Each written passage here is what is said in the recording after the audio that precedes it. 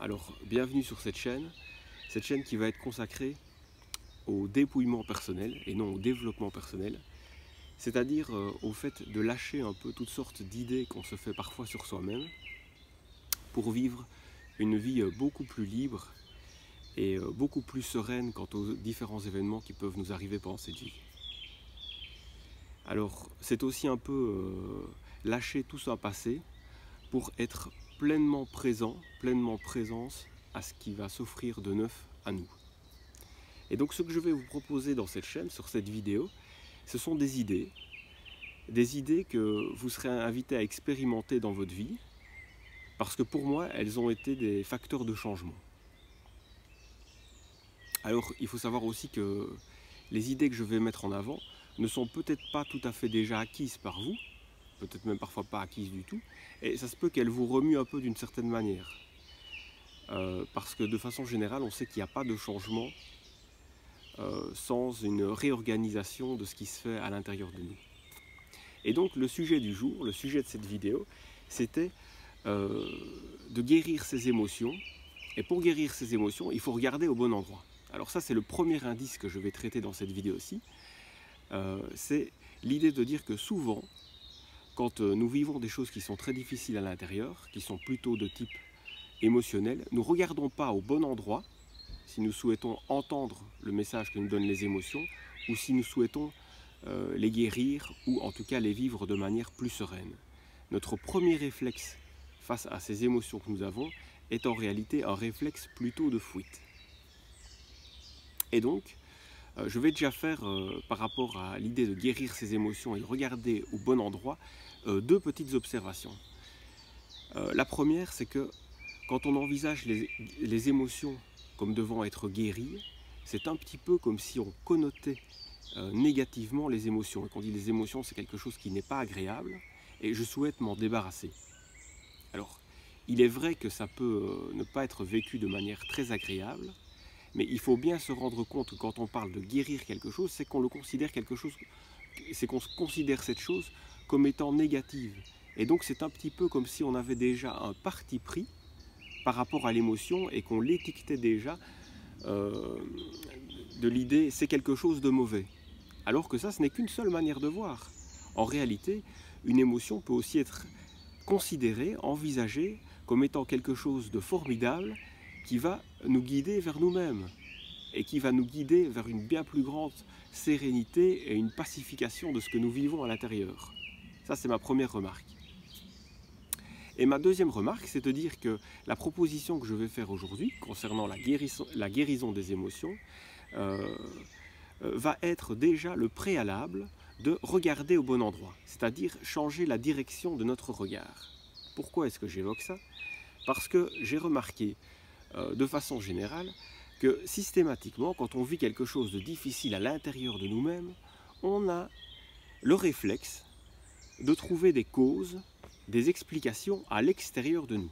On dit « Ah, si je vis ça, c'est à cause de lui, c'est à cause d'un tel, c'est à cause de mon histoire. » Alors qu'en fait, c'est un très mauvais point de départ pour essayer de comprendre ce qui se passe en nous. Aussi longtemps que nous nous cantonnons à imaginer que les choses se passent à l'extérieur de nous-mêmes, nous nous privons de les comprendre réellement en profondeur. Et je vais commencer, pour développer un peu cette idée que pour guérir ses émotions, il faut regarder au bon endroit, c'est-à-dire en soi-même, je vais commencer par raconter l'histoire de la fille du marin. Une petite histoire comme ça, inventée pour développer cette idée. Alors, c'est un groupe d'amis qui arrivent en vélo, après un long voyage dont le but était de rejoindre l'océan, et ils arrivent tout près de cette immensité bleue, cette mer qui se présente à eux. Et alors, ils sont tous en train de regarder ça, et il y a une des membres du groupe, alors que ça devrait être l'aboutissement de leur voyage et quelque chose de très agréable émotionnellement, une des membres du groupe dit « Oh, c'est terrible, je me sens pas bien. Quand j'aperçois comme ça ce décor, je me sens mal. Est-ce que quelqu'un peut me raccompagner jusqu'à mon hôtel ?» Et alors, une autre membre du groupe dit « Oui, pas de problème, je vais te raccompagner jusqu'à ton hôtel. »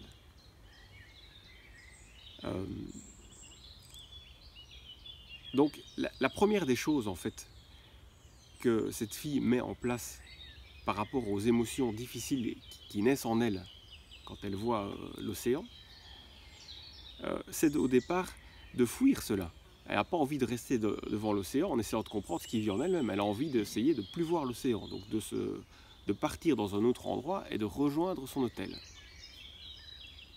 Et donc, l'océan agit un peu comme une espèce de fait qui déclenchait une émotion chez elle, et son premier réflexe, c'est un réflexe de fuite, c'est-à-dire de ne pas se mettre en contact avec ce qui lui fait vivre cette émotion désagréable. Alors, moi, comme je vais déjà vous livrer l'explication, en réalité, son papa était marin, et il est décédé, il a été un jour, son bateau a été englouti, et c'est pour ça que cette fille, n'ayant pas vu revenir son papa, et comme elle a entendu son entourage qui mettait la mer en avant, comme les éléments de la mer comme étant responsables de cela, eh bien, elle a inconsciemment associé l'émotion difficile qu'elle vivait, donc la perte de son papa, à la mer. Donc c'est pour ça qu'elle se fait raccompagner par sa copine jusqu'à sa chambre. Mais le problème, c'est que il ne suffit pas dans la vie de fuir les éléments qui déclenchent les émotions, donc par exemple ici l'océan, pour être débarrassé des émotions qui sont relatives à cela. Et donc son premier réflexe, son réflexe de fuite est finalement plus un échec. Pourquoi ça? Parce que les déclencheurs de ce type d'émotions sont multiples. Il suffit à cette fille par exemple de regagner sa chambre d'hôtel, de monter l'étage et de se rendre compte qu'en fait sa chambre elle-même d'hôtel est décorée avec un décor marin. Ben oui, l'aubergiste joue un petit peu sur ça pour faire pleinement vivre à la personne qui est là-bas ce qu'elle a envie de vivre en allant au bord de la mer. Et donc, il ne suffit pas de fuir l'océan pour être séparé des émotions difficiles qui sont associées à l'océan. Et puis, on peut très bien imaginer aussi que un copain, un ami lui ramènera un petit souvenir de voyage et que ça pourrait très bien être un pendentif, une petite figurine relative à l'océan qui évoquerait le même type d'émotion chez elle. Et donc, ce qu'il faut bien voir, c'est qu'en fait, nous interprétons très très fort la réalité de l'océan, pour permettre à certaines choses qui vivent en nous-mêmes d'être évoquées à cette occasion-là et peut-être d'être guéries. Deuxièmement, pourquoi est-ce que cette stratégie de fuir l'océan n'est pas bonne? C'est parce qu'en réalité, on n'a pas d'emprise sur la manifestation de quelque chose qui se passe à l'extérieur de nous. C'est-à-dire que bien sûr, on peut ne pas se mettre devant l'océan, mais il y aura, comme je l'expliquais plus tôt, de multiples autres occasions d'être confronté à ce type d'émotions qui se présenteront. Et donc, qu'est-ce que j'aurais souhaité soumettre comme idée? C'était que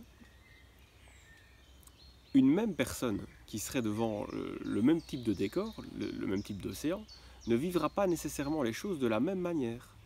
Donc si c'est par exemple un membre du groupe qui a fait du surf et qui s'est éclaté avec des copains en allant surfer comme ça tout près de l'océan, il va regarder l'océan et lui il aura un regard amusé par rapport à ça. Il va être content, il va être joyeux de se trouver face à cette immensité bleue.